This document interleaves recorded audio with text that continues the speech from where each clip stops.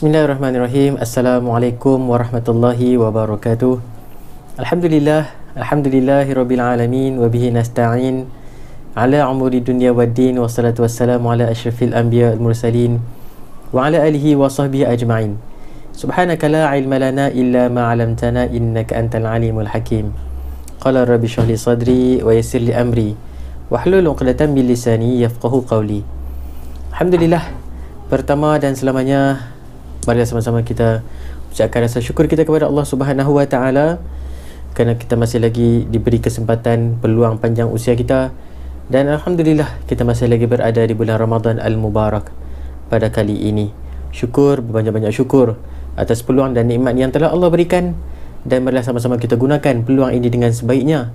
Moga-moga kita dapat menjadi insan yang beramal dengan kebaikan dan sentiasa memperolehi rahmat dan juga barakah daripada Allah Subhanahu Wa Taala, insya-Allah. Ahlan wa sahlan, selamat datang ke channel Ustaz Rohisham Abidin. Pada kali ini kita akan membincangkan tentang salah satu hari kebesaran Islam, dan alhamdulillah kita berada di bulan Ramadan pada kali ini. Maka dengan itu kita akan menelusuri satu peristiwa yang sangat-sangat penting, sangat-sangat memberi makna, sangat-sangat memberikan efek, kesan kepada kita umat Islam terutamanya, insya-Allah. Tapi sebelum tu saya ingin bertanya kepada para penonton sekalian, apa khabar semua? Sihat belaka? Macam mana dengan puasa anda? Okey ke? Insya-Allah semoga baik-baik saja. Jadi pada kali ini, jom tanpa membahas, kita sama-sama mengkoreksi, terutamanya mungkin kita boleh dapat muhasabah diri kita tentang bagaimana untuk menghayati peristiwa yang sangat penting untuk kita ambil berat dan juga kita maklumi tentang peristiwa nuzul Al-Quran. Jadi pada kali ini sama-sama kita akan berbicara di bawah tajuk penghayatan nuzul Al-Quran. Boleh sama-sama kita pelajari bersama, insya-Allah. Mungkin kita dah biasa dengar, mungkin kita pun dah biasa tahu, mungkin pada kali ini kita hanya ulang kaji, insya-Allah, tentang nuzul Al-Quran. Baik, jadi sama-sama kita mulakan untuk yang pertama, pengertian nuzul Al-Quran. Apabila kita masuk saja bulan Ramadan, kita masuk saja bulan puasa terutamanya, semestinya apabila sampai di pertengahan bulan Ramadan, kita akan sama-sama diperdengarkan dengan satu peristiwa yang cukup besar kepada kita, iaitulah peristiwa nuzul Al-Quran. Namun begitu, ada di antara kita yang mungkin masih lagi belum mengetahui, masih lagi belum memaklumi tentang apa itu nuzul Al-Quran. Jadi sama-sama mungkin kita boleh lihat bersama tentang maksud dan makna di sebalik nuzul Al-Quran. Kita mulakan dengan nuzul, iaitulah nuzul ialah menetap di satu tempat atau turun dari satu tempat yang tinggi. Itu sudut bahasa. Manakala nuzul adalah perbuatan, kata perbuatannya nazala.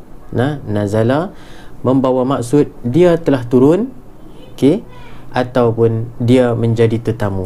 Dia telah turun ataupun dia menjadi tetamu.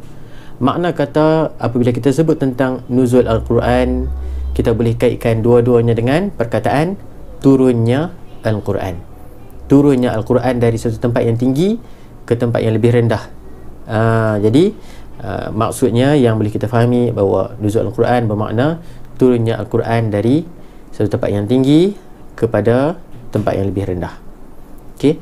Sebenarnya penggunaan istilah nuzul Al-Quran ini adalah majaz. Majaz ni apa? Simbolik. Simbolik saja yang bermaksud pemberitahuan Al-Quran. Tujuannya untuk menunjukkan ketinggian Al-Quran itu yang mana diturunkan oleh Allah Subhanahu Wa Taala melalui malaikat Jibril alaihi salam kepada siapa? Kepada Nabi Muhammad sallallahu alaihi wasallam. Dan secara teknikalnya nuzul Al-Quran ini bererti penurunan Al-Quran, macam Ustaz sebut tadi, dari langit kepada Nabi Allah yang terakhir, siapa? Nabi Muhammad sallallahu alaihi wasallam. Dan kita tengok sikit pada waktu mana berlakunya peristiwa nuzul Al-Quran ini. Banyak pendapat para ulama menyatakan tarikh-tarikh nuzul Al-Quran ini. Namun begitu, pada kali ini kita akan bincangkan jumhur, kebanyakan ulama mengatakan berlakunya peristiwa nuzul Al-Quran ini ialah pada malam Jumaat 17 Ramadan pada tahun ke-41 daripada keputeraan Nabi sallallahu alaihi wasallam, maknanya Nabi ketika itu berumur 40-an, 41 ketika baginda sedang beribadah di Gua Hira bersamaan dengan tanggal 6 Ogos tahun 610 Masihi. Masih ingat peristiwa tersebut yang mana Nabi sedang beribadah di Gua Hira. Kemudian Nabi didatangi oleh malaikat Jibril, yang mana malaikat Jibril menyuruh Nabi SAW untuk membaca Iqra, Iqra, Iqra. Dan begitu Nabi sebut ana tidak membahu aku tidak tahu membaca, aku tidak membaca, maka malaikat Jibril alaihissalam memeluk Nabi dan menyuruh Nabi mengikut apa yang diucapkan oleh malaikat Jibril alaihissalam, yakni wahyu Allah Subhanahu wa taala. Surah Al-Alaq ayat 1 hingga 5, insya-Allah. Baik, seterusnya ini dalil penurunan Al-Quran yang mana boleh kita rujuk sama-sama dalam surah Al-Baqarah ayat 185. A'udzubillahi minasyaitonirrajim. Syahrul Ramadan allazi unzila fihi al-Quran hudan linnasi wa bayyinatin minal huda wal furqan ila al-akhiril ayat, hingga ke hujung ayat. Surah Al-Baqarah ayat 185 yang bermaksud bulan Ramadan yang padanya diturunkan Al-Quran, menjadi petunjuk bagi sekalian manusia dan menjadi keterangan yang menjelaskan petunjuk dan menjelaskan antara yang benar dan yang salah. Jadi ini adalah dalil bahawa Al-Quran itu diturunkan, bukan sekadar diturunkan tiada tujuan, bahkan lebih daripada apa yang diperlukan oleh manusia itu sendiri, yakni petunjuk, kemudian menjadi keterangan kepada petunjuk dan menjelaskan antara benar dan juga yang salah. Jadi jelaslah kepada kita para penonton sekalian, yang mana Al-Quran ini diturunkan pada bulan Ramadan. Jadi kita kena tahu bahawa bulan yang sedang kita duduk sekarang ini, bulan yang sedang kita lalui sekarang ini, dan ibadah yang sedang kita lalui sekarang ini, iaitu ibadah puasa, sebenarnya kita sedang berada di bulan yang penuh rahmat, penuh barakah, yang mana diturunkan juga padanya Al-Quran, mukjizat paling besar yang mana Allah telah berikan kepada Nabi SAW, dan sampailah ke saat ini kita masih lagi nikmati mukjizat tersebut. Alhamdulillah. Kemudian para penonton sekalian, jom kita tengok pada penurunan Al-Quran pada surah Al-Qadr ayat 1 hingga 5, yang mana kita sedia maklum, alhamdulillah. A'udzubillahi minasyaitonirrajim. Bismillahirrahmanirrahim. Inna anzalnahu fi lailatul qadr وما أدراك ما ليلة القدر ليلة القدر خير من ألف شهر تنزل الملائكة والروح فيها بإذن ربهم من كل أمر سلام هي حتى مطلع الفجر صدق الله العلي العظيم. Surah Al-Qadr ayat 1 hingga 5, yang bermakna sesungguhnya kami telah menurunkannya. Inna anzalnahu, hu ni apa dia? Al-Quran. Padanya Lailatul Qadr. Inna anzalnahu fi Lailatul Qadr, pada malam Lailatul Qadr. Dan apakah engkau dapat mengetahui apa itu? Wa ma adraka ma Lailatul Qadr, apakah maksud Lailatul Qadr ini? Lailatul Qadri khairum min alfi syahr, malam Lailatul Qadr itu lebih baik daripada 1000 bulan, lebih kurang 83 tahun 6 bulan. 1000 bulan tu Masya Allah, 83 tahun, yang mana mungkin kita tak sampai ke tahap umur begitu yang Allahu Akbar. Kalau umur kita panjang, kita dapat umur panjang yang Allah berizinkan kepada kita, InsyaAllah mungkin kita boleh sampai 83 tahun. Tapi kebanyakan kita mungkin tidak sempat sampai, dan inilah saatnya untuk kita grab ataupun kita rebut seberapa banyak pahala, terutamanya pada malam Lailatul Qadr tersebut.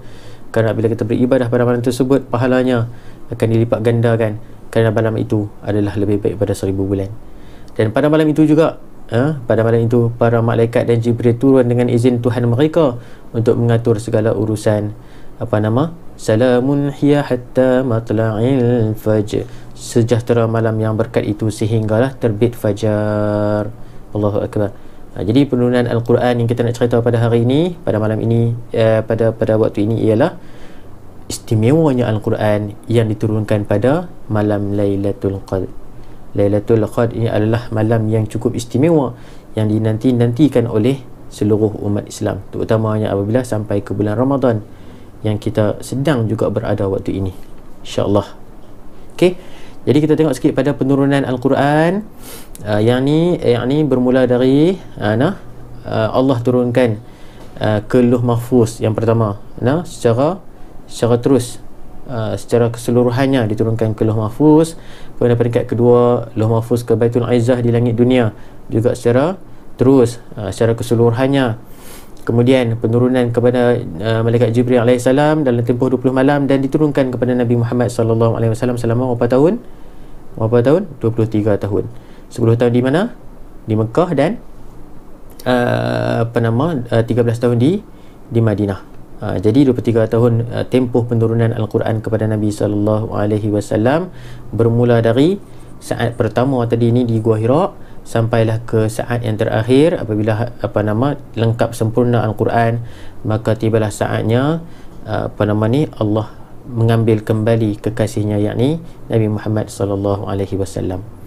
Kemudian matlamat penurunan Al-Quran, para penonton sekalian, juga kita tengok sikit. Yang pertama, sebagai petunjuk bagi yang mahu bertakwa.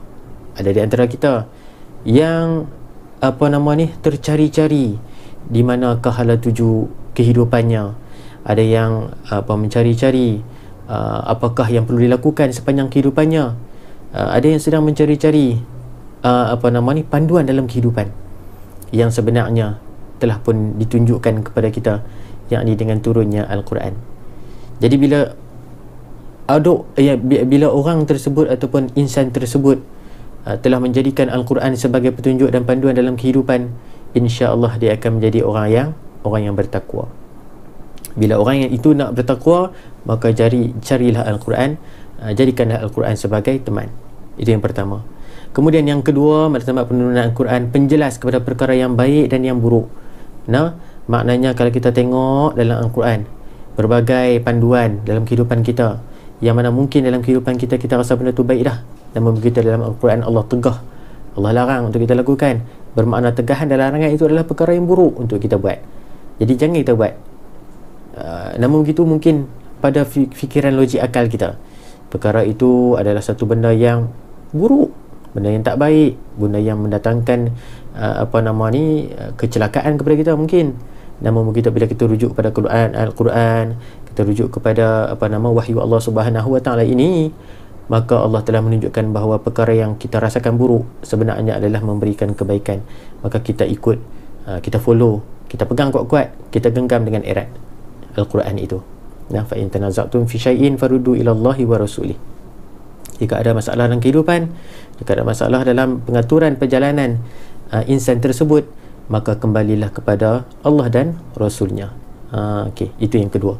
Kemudian yang ketiga, sebagai nasihat, pengajaran dan penawar penyakit hati. Masya Allah. Para penonton sekalian, mungkin di antara kita sekarang yang sedang menonton tercari-cari di manakah nasihat yang terbaik untuk didapatkan, di manakah pengajaran yang terbaik untuk diperolehi, dan sedang merasai kegundahan, sedang merasai kekecewaan ataupun resah dan gelisah ku rasa dalam hati, maka nak pergi ke mana, nak cari apa? Tak lain tak bukan, carilah Al-Quran. Kerana dalam Al-Quran itu adalah sumber bagi penguat semangat, motivasi kepada insan-insan yang sedang mencari kekuatan dalaman, sedang mencari-cari semangat pendorong untuk terus melakukan kehidupan yang baik, insya-Allah. Jadi kalau Al-Quran sebagai sahabat, ada masalah, bertanyalah kepada Al-Quran dengan membacanya. Rujuklah kepada alim-alim ulama berkenaan dengan ilmu daripada Al-Quran ini. InsyaAllah kita akan perolehi kegembiraan dalam kehidupan, yang mana akan menjadi ubat kepada penyakit hati, insyaAllah. Kemudian yang keempat, membina umat yang berteraskan akidah, syariah dan akhlak Islam. Tak lain tak bukan, bila satu masyarakat itu, satu negara itu berpegang teguh dengan Al-Quran, insya-Allah kehidupan masyarakat tersebut akan sentiasa dipayungi, akan sentiasa dilandasi dengan syariat dan juga akhlak Islamiah yang terbaik. Jadi para penonton sekalian, nak cari apa lagi untuk mewujudkan negara yang aman dan harmoni? Nak rujuk siapa lagi kalau nak jadikan masyarakat itu saling kasih menyayangi, kasih sayang, cinta mencintai. Allahu Akbar. Nak cari mana lagi melainkan Al-Quran. Jadi baliklah kepada Al-Quran. Jika ada satu perkara yang mungkin memerlukan panduan dalam kehidupan bermasyarakat, maka carilah Al-Quran sebagai petunjuk, insya-Allah. Kemudian keistimewaan Al-Quran. Para penonton sekalian, marilah sama-sama kita tengok apa istimewanya Al-Quran ini. Ada orang, para penonton sekalian, sanggup menjadikan Al-Quran ini sebagai mainan. Ada orang yang sanggup menjadikan Al-Quran ini sebagai bahan untuk ditertawakan. Sampai kan mungkin ada setengah berita yang kita dengar satu masa dahulu, Al-Quran ini dijadikan sebagai alat untuk bungkus makanan. Ada nak letakkan di barangan-barangan, nak bungkus barang. Allah, dibuang di mata kata, tidak dijaga kesuciannya. Masya Allah. Sebenarnya para penonton sekalian, kita lah yang berperanan penting untuk menjaga kesucian Al-Quran ini. Kerana Al-Quran ini cukup special, cukup istimewa. Antaranya yang pertama, keasliannya yang terpelihara. Sejak 1400 tahun yang lalu, sejak 1400 tahun yang lalu sampailah ke saat ini, tiada satu huruf pun, tiada satu perkataan pun, tiada satu ayat pun, tiada satu surah pun yang dapat diubah, yang yang berbeza daripada zaman Nabi sampai sekarang. Tak ada satu pun. Semuanya sama, semuanya sebiji, kerana Allah telah menjanjikan, Allah yang menurunkannya, Inna nahnu nazzalna zikra wa inna lahu lahafizun. Sungguhnya kamilah yang menurunkan Al-Quran, dan sungguhnya kami benar-benar memeliharanya. Surah Al-Hijr ayat yang ke-9. Jadi Allah yang turunkan Al-Quran, dan Allah yang memeliharanya sampailah ke mana? Sampailah ke hari kiamat nanti. Ada orang nak ubah Al-Quran? Ada. Zaman Nabi pun ada orang nak ubah Al-Quran. Akan tetapi Allah pelihara dengan para hufaz, orang soleh yang menghafaz Al-Quran. Jadi mungkin ada setengah huruf ataupun baris yang berubah, huruf ataupun baris yang tertinggal, yang tiada dan sebagainya, dapat di-trace, dapat diketahui oleh para hufaz ini. Jadi nak ubah boleh ke tak? Tak boleh. Keaslian yang terpelihara. Kemudian yang kedua, menjadi hafalan manusia. Yang mana setiap bangsa, walaupun dia tak faham pun bahasa Arab, walaupun dia bukan di kalangan bangsa Arab, dan dia pun sebenarnya mungkin cakap Arab pun tak boleh, akan tetapi menjadi hafalan bagi setiap umat manusia, tak kira bangsa, tak kira bahasa, tak kira kaum, tak kira warna kulit dan sebagainya. Masya Allah, cukup besar istimewanya Al-Quran ini, sehingga kan ada orang yang tak faham bahasa Al-Quran pun, apabila baca Al-Quran rasa seronok, rasa tenang dan sebagainya. Dalam yang mana Allah telah sebutkan dalam surah Al-Qamar yang bermaksud, dan sesungguhnya telah kami mudahkan Al-Quran untuk dipelajari, maka adakah manusia itu mengambil pelajaran daripadanya? Allah tanya kepada kita. Allah dah bagilah mudahnya Al-Quran ini.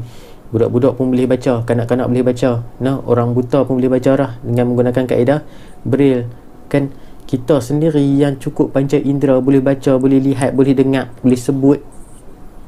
Adakah kita tidak mengambil pelajaran daripada kemudahan yang Allah berikan? Masya Allah, amat rugi dan malanglah kepada orang-orang yang tidak mengambil kesempatan semasa hayatnya, semasa hidupnya untuk membaca.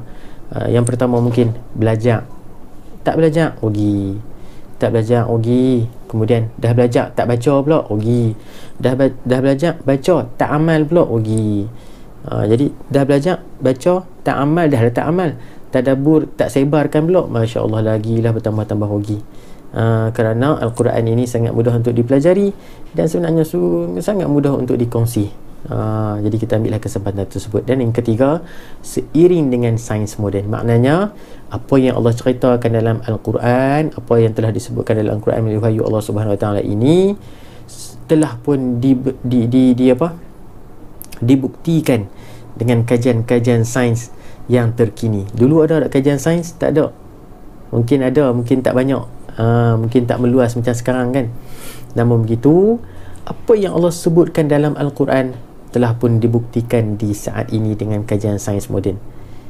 Yang mana kajian-kajian sains ini bukan sekadar orang Islam yang mengkaji, bahkan orang Barat, orang Barat pun mengkaji dan mereka refer pada Al-Quran, dan apa yang ada Al-Quran sebenarnya tally, ayat dia macam tu, sama seiring dengan apa yang mereka perolehi dapatan hasil kajian mereka tersebut. Contoh kita tengok pada surah Ar-Rum ayat 48 yang bermakna, dialah Allah yang mengirimkan langit lalu mengirimkan angin, lalu angin itu menggerakkan awan, dan Allah membentangkannya di langit menurut yang dikehendakinya, dan menjadikannya bergumpal, lalu kamu lihat air hujan keluar dari celah-celahnya, maka bila hujan itu turun mengenai hamba-hambanya yang dikehendakinya, tiba-tiba mereka menjadi gembira. Maknanya sebenarnya di sini kalau ikut kajian sains, hujan ni dia tak seluruh dunia hujan. Kalau sekali tempat tu, ada tempat ni hujan, ada tempat ni tak hujan, ada tempat ni kemarau, tempat ni tengkujuh dan sebagainya. Apabila dibuat kajian, rupanya proses-proses tu ada, proses kondensasi, proses penyejatan kan. Belajar sains kan, saya pun lupa gitulah, ingat lupa kan. Jadi bila dikaji dalam sains, rupanya Allah telah cerita dulu dah dalam awan kan, awan yang bergumpal, kemudian turunnya air hujan di celah-celahnya. Masya Allah, Al-Quran juga adalah sains. Sains adalah Al-Quran. Macam tu, sains adalah dari Al-Quran. Masya Allah, cukup istimewanya Al-Quran ini. Baik, yang keempat, gaya bahasa yang tinggi. Para penonton sekalian, pada zaman Nabi SAW, masyarakat pada waktu tersebut sangat terkenal dengan syair, sangat terkenal dengan sajak. Orang-orang yang pandai bersyair, orang yang pandai bersajak menjadi, orang kata apa ni, idola. Menjadi idola pada waktu tersebut. Diangkat sebagai pemimpin, diangkat sebagai pembesar dan sebagainya. Maka apabila turunnya Al-Quran,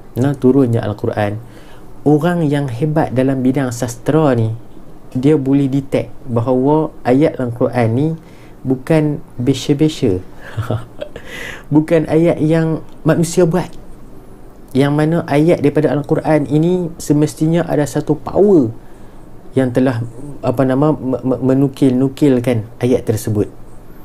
Dan sememangnya ayat Al-Quran ni sangat tinggi, mengalahkan syair-syair, sajak-sajak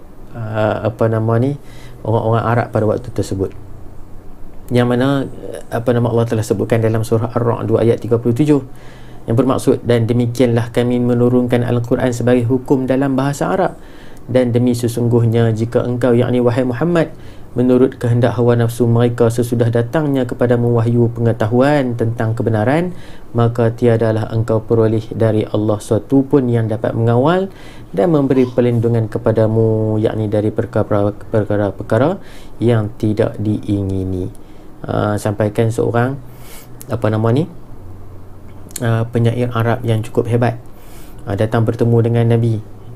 Pada asalnya tidak disukai oleh pembesar Quraisy pada waktu tersebut, termasuk Abu Lahab, Abu Jahal. Namun begitu, dalam sedar tak sedar pemuda ini bertemu dengan Nabi.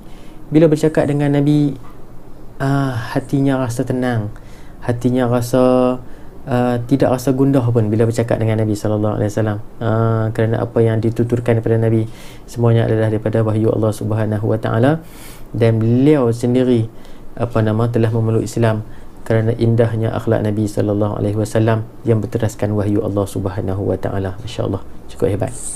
Kemudian para penonton sekalian, jom kita pergi pada nombor 5, menjadi penawar untuk penyakit. Penawar untuk penyakit apa? Segala jenis penyakit melainkan mati. Segala jenis penyakit melainkan mati, yang mana dalam Al-Quran adalah Al-Quran huwa syifa, Al-Quran ialah pengubat. Dalam surah Al-Isra ayat 82 Allah telah sebutkan yang bermakna, dan kami turunkan dengan beransur-ansur. Allah turunkan beransur-ansur Al-Quran ini kepada Nabi SAW, ayat-ayat suci yang menjadi ubat, penawar dan rahmat bagi orang-orang yang beriman kepadanya. Dan sebaliknya, Al-Quran tidak menambahkan orang-orang yang zalim disebabkan keingkaran mereka, melainkan kerugian jua. Allah akan memberikan ubat, Allah memberikan penawar kepada orang-orang yang beriman. orang yang belajar Al-Quran, orang yang mengaji Al-Quran, orang yang sebarkan Al-Quran. Namun sebaliknya bagi orang yang zalim, orang yang kufur, orang yang tidak tidak bersahabat dengan Al-Quran ini, maka mereka tidak lain tidak bukan akan mendapat kerugian selama-lamanya. Masya-Allah. Jadi jika mungkin kita ada penyakit, terutamanya penyakit dalaman, penyakit dalaman, kita ada iri hati dengan orang, kita ada dendam dengan orang, kita ada marah dengan orang, kita ada tak suka dengan orang, maka buka Al-Quran, baca tafsiran. InsyaAllah apa jua persoalan dalam kehidupan kita, ada jawapannya dalam Al-Quran, InsyaAllah. Baik, boleh seterusnya. Okey, seterusnya yang keenam, keistimewaan Al-Quran berpengaruh kepada jiwa. Seperti mana kita sebutkan tadi, apabila penyakit hati, sebenarnya syifa tu tidak tertakluk pada penyakit hati saja. Penyakit sopak, penyakit kulit, penyakit jantung, penyakit darah tinggi dan sebagainya, jika berteraskan kepada Al-Quran, bukan teguh dan yakin, sebenar-benar yakin kepada Allah Subhanahu Wa Taala, insya-Allah Allah akan memberikan kesembuhan tersebut. Jadi kita yakin, kena yakin betul-betul dengan Al-Quran, yang mana ia adalah menyembuh kepada penyakit, dan bukan sekadar penyakit luaran, bahkan lebih kepada penyakit dalaman, yakni penyakit jiwa. Katakanlah, wahai Muhammad, telah diwahyukan kepadaku bahawa sesungguhnya satu rombongan jin telah mendengar Al-Quran yang aku bacakan, lalu mereka menyampaikan hal itu kepada kaumnya dengan berkata, sesungguhnya kami telah mendengar Al-Quran, yakni sebuah kitab suci yang susunannya dan kandungannya sungguh menakjubkan. Surah Al-Jin, surah Jin ayat yang pertama. Jadi jelaslah kepada kita, Al-Quran ini bukan sekadar memberikan pengaruh jiwa kepada manusia. Jin pun bila mendengarkan ayat-ayat Allah ini, mereka pun takjub, rasa excited nak dengar. Seperti mana peristiwa Saidina Umar, yang mana mendengarkan adiknya membaca surah Toha dalam rumah, pi nak marah, tapi bila dengar Fatimah membaca, Saidina Umar tidak jadi nak marah. Tiba-tiba hatinya rasa lembut, hatinya rasa reda nak marah tu, dan dia nak tahu apa sebenarnya yang dibacakan oleh adiknya. Maka adiknya mungkin waktu tu rasa risau, rasa takut abangnya marah, sebab abangnya ni seorang yang garang, seorang yang sentiasa nak orang panggil apa, nak perang ya, macam tu lah lebih kurang kan maksudnya, dia garang-garang kan. Tapi bila dengar ayat-ayat Al-Quran, orang yang garang, orang yang pemarah, orang yang ganas menjadi lembut hatinya. Masya Allah. Jadi para penonton sekalian, macam kita sebutkan tadi, macam kita bincangkan tadi, jika ada di kalangan kita yang mempunyai masalah jiwa, ubatlah hati mereka, ubatlah hati kita dengan Al-Quran. Tiada ubat yang lebih layak untuk berada di hati kita melainkan Al-Quran. Dan Al-Quran adalah sesungguhnya syifa, ubat, bukan sekadar kepada jiwa, bukan sekadar kepada diri kita, bahkan kepada jiwa kita. Bukan sekadar pada diri kita saja, bahkan kepada seluruh orang yang berada di sekeliling kita. Jadi insya-Allah ubatilah hati kita dengan Al-Quran. Yang ketujuh, menceritakan kisah-kisah lalu dan masa depan dengan tepat, sebagaimana contoh dalam surah Ar-Rum ayat 1 hingga 4. Allah menceritakan bagaimana kisah perjuangan ataupun kisah tentera Rum yang dapat menewaskan tentera yang dihadapi oleh mereka. Awalnya kalah, kemudian mereka telah dijanjikan dengan kemenangan, dan perkara itu telah disebutkan dalam Al-Quran, dan peristiwa tersebut berlaku kemudian daripada apa yang telah disebutkan dalam surah Ar-Rum ini. Masya Allah. Itu tentang kisah-kisah yang bakal terjadi. Ini kan pula kisah yang berkenaan dengan hari kiamat, hari akhirat, para penonton sekalian, yang sememangnya kita wajib untuk beriman dengan hari kiamat, hari akhirat ini, yang mana Allah telah sebutkan Al-Qari'ah mal-Qari'ah wa ma adraka ma Qari'ah, dalam surah Al-Qari'ah tu kan Allah ceritakan yang mana satu masa nanti umat manusia akan dimatikan, kemudian akan dihidupkan semula dan berterbangan seperti kalkatu. Itu semua adalah kisah yang Allah ceritakan untuk di masa hadapan, dan perkara itu akan berlaku dan sebenar-benarnya berlaku. Dan kisah masa lalu juga Allah ceritakan tentang kisah Nabi Adam, kisah-kisah para Nabi, kisah-kisah wali Allah, antaranya Luqmanul Hakim, dan sebagainya. Jadi perkara-perkara tersebut apabila ada dalam Quran, kita wajib percaya, kita wajib imani, insya-Allah, kerana semuanya adalah tepat dan benar-benar berlaku. Dan yang ke-8, keistimewaan Al-Quran para penonton sekalian, yang tak ada dalam kitab lain, tak ada dalam buku lain, majalah, tak ada. Allahu Akbar. Bukan nak membandingkan tak. Nak cerita bahawa mungkin kita duk seronok baca buku novel contohnya, kita seronok duk baca majalah contohnya, kita seronok duk baca WhatsApp contoh. Itu kan contoh. Sebenarnya para penonton sekalian, inilah solusinya. Yang mana kita baca, kita dapat. Kita baca, kita berfaedah. Contoh ayat dah. Setiap huruf yang kita baca pada Al-Quran ini ada pahala. Yang mana Nabi sebutkan dalam satu hadis riwayat Al-Bukhari. Barang siapa yang membaca huruf dari Al-Quran, maka baginya satu kebaikan, dan setiap kebaikan dilipat gandakan menjadi 10 kali lipat ganda. Aku tidak mengatakan alif lam mim itu satu huruf, akan tetapi alif itu satu huruf, lam itu satu huruf, dan mim itu satu huruf. Dalam bulan biasa para penonton sekalian, kita baca satu huruf 10 hasanah kebaikan Allah bagi. Akan tetapi bila kita masuk bulan Ramadan, Allah akan lipat gandakan lagi pahala setiap amalan kita itu sehingga 700 kali ganda. Masya Allah. Kalau kita boleh lihat pahala tu, Masya Allah, betapa besarnya pahala. Dan pastinya semua orang akan berlumba-lumba untuk membuat kebaikan kerana nampaknya pahala. Akan tetapi pahala itu kita tidak dapat lihat, maka ramai di kalangan kita yang buat indah tak indah akan kelebihan dan juga ganjaran yang Allah janjikan kepada kita. Jadi bacalah Al-Quran kerana ia adalah satu ibadah. Itu juga dalam surah Al-A'raf ayat 204 yang Allah telah ceritakan, bermaksud, dan apabila Al-Quran itu dibacakan, maka dengarlah akan dia serta diamlah dengan sebulat-bulat ingatan untuk mendengarnya supaya kamu beroleh rahmat. Nak cerita para penonton sekalian, bukan sekadar baca kita dapat pahala, dengar pun kita dapat pahala. Baca kita dapat pahala, dengar kita dapat pahala, tengok Quran pun kita dapat pahala. Allahu Akbar. Nak apa lagi? Kan? Allah, besarnya pahala, besarnya kasih sayang Allah kepada umat Nabi Muhammad sallallahu alaihi wasallam. Dapat tak kepada umat sebelum ni? Tak ada. Al-Quran ni hanya untuk umat Nabi Muhammad sahaja. Jadi bila kita baca kitab Al-Quran ini, adalah salah satu cara nak dapat pahala paling mudah, paling simple. Kan? Buku Al-Quran baca. Jadi belajar. Kepada yang belum lagi belajar baca, usaha mujahadah sikit, berusaha berkorban untuk belajar Al-Quran, kerana inilah yang akan membawa kepada amalan kita nanti, insya-Allah. Baik, ini 8 keistimewaan Al-Quran yang kita nak kongsikan pada hari ini. Kemudian kita masuk pula pada kehebatan Al-Quran. Masya Allah. Tadi istimewaan, 8 keistimewaan. Sekarang kita tambah lagi 2 lagi, yakni apa yang ada pada Al-Quran, hebatnya Al-Quran. Yang pertama, tak ada pada yang lain.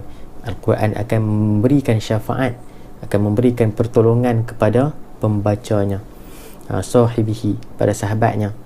Yang mana hadis Nabi SAW Allah sebutkan, ini Allah Nabi Muhammad SAW telah mengaitkan 2 perkara yang sedang kita lakukan sekarang, yakni yang pertama puasa dan ngaji Quran kita. Nabi SAW sebutkan dalam hadis riwayat Ahmad, Ibnu Abi Dunya, At-Tabari, At-Tabrani dan juga Hakim, yang bermakna puasa dan Al-Quran memberi syafaat kepada para hambanya di hari kiamat. Puasa berkata, wahai Tuhanku, aku telah menghalangnya daripada makan dan minum serta mengikut syahwat pada siang hari, maka izinkanlah aku memberi syafaat kepadanya. Al-Quran pula berkata, wahai Tuhanku, aku telah menghalanginya daripada tidur pada waktu malam, maka izinkan aku memberi syafaat kepadanya, lalu terimalah syafaat keduanya. Maka para mentu sekalian, takkanlah 1 tahun yang mana kita lalui, mungkin 10 tahun, 20 tahun, 30 tahun, 60 tahun, 70 tahun, 80 tahun kita berpuasa, 1 tahun pun, 1 hari pun Allah tak terima puasa kita. Mana mungkin jika amalan baca Quran kita ni setelah 20 tahun, 30 tahun, 40, 60 tahun, 80 tahun, satu huruf, satu ayat pun Allah tak terima. Allahu Akbar. Besarnya rahmat Allah dan kasih sayangnya kepada kita. Maka fa bi ayyi ala rabbikuma tukaziban. Yang mana lagi nikmat yang kita nak dustakan. Masya-Allah. Jadi kita sedang lakukan sekarang ni, maka buatlah yang sebaiknya, puasa dan juga Al-Quran. Jangan tinggal ngaji, belajar, rajin untuk Al-Quran ini, insya-Allah. Dan yang seterusnya, hebatnya Al-Quran, cahaya kepada pembacanya. Kita akan berada setelah kita hidup, kita akan mati. Bila mati, kita akan berada di alam barzakh. Kemudian kita akan bertemu Allah Subhanahu Wa Taala nanti di alam mahsyar. Kita akan bertemu dikumpulkan di alam mahsyar, kemudian di alam akhirat. Dan yang akan memberikan cahaya kepada kita bukannya lampu, kan? Boleh nak buat lampu bicik masuk dalam kubur? Boleh kan nak pergi tarik wayar elektrik TNB masuk? Tak boleh. Jadi nak buat macam mana ni? Cara dia macam mana? Al-Quran. Sebagaimana satu hadis Nabi SAW yang diriwayatkan daripada Ibnu Hibban, yang bermaksud, aku, yakni Abu Zar, bertanya. Siapa bertanya? Abu Zar. Wahai Rasulullah, berikan aku nasihat. Nabi SAW bersabda, hendaklah engkau bertakwa kepada Allah, kerana ia teras bagi semua perkara. Aku bertanya lagi, tambahkan untukku ya Rasulullah. Baginda bersabda, hendaklah engkau melazimkan membaca Al-Quran, kerana ia cahaya nur untukmu di bumi dan perbendaharaanmu di langit. Hadis riwayat Ibnu Hibban. Jadi nampak tak tuan-tuan, hebatnya Al-Quran memberikan bantuan kepada kita, syafaat kepada kita. Yang tiada syafaat lain yang kita dapat untuk mohon, nak minta, melainkan daripada Al-Quran. Boleh tak kita minta dengan mak ayah kita? Boleh tak kita minta dengan anak-anak, isteri, kawan-kawan, adik-adik? Itu tak ada. Masing-masing mengharapkan pada belas ihsan Allah Subhanahu Wa Taala. Banyak amalan kita bawa depan Allah, akan tetapi Allah tak redha, Allah tak memberikan rahmat kepada kita. Jadi amat malang dan rugilah kita. Jadi nak menjadikan orang kata penguat lagi, supaya Allah terus meredai kehidupan kita, maka bersahabatlah dengan wahyunya, yakni Al-Quran, kalamullah. Okey, insya-Allah. Kemudian seterusnya, yang ni tadi yang kita baca tadi kan, satu huruf sama dengan satu kebaikan kali 10 kali ganda. Membaca Al-Quran walaupun tanpa memahami maksudnya merupakan juga ibadah yang menjanjikan ganjaran besar daripada Allah. Ganjaran ini bukan hanya untuk orang yang mahir baca Al-Quran, malah turut kepada orang yang tidak lancar membaca. Jadi kepada yang tidak lancar baca Al-Quran, jangan kecewa, jangan putus asa, jangan putus harap. Tak boleh baca, dah malas dah. Tak boleh baca, dah give up dah. Kan? Kerana Nabi SAW telah menjanjikan sesuatu kepada orang yang agak tak apa nak boleh membaca. Seperti mana satu hadis Nabi dalam riwayat Al-Bukhari dan Muslim, Nabi sebut apa? Orang yang mahir membaca Al-Quran, dia akan bersama para malaikat yang mulia lagi berbakti. Dan orang yang membacanya tersekat-sekat kerana ada kesukaran dalam pembacaannya, maka dia akan mendapat 2 pahala.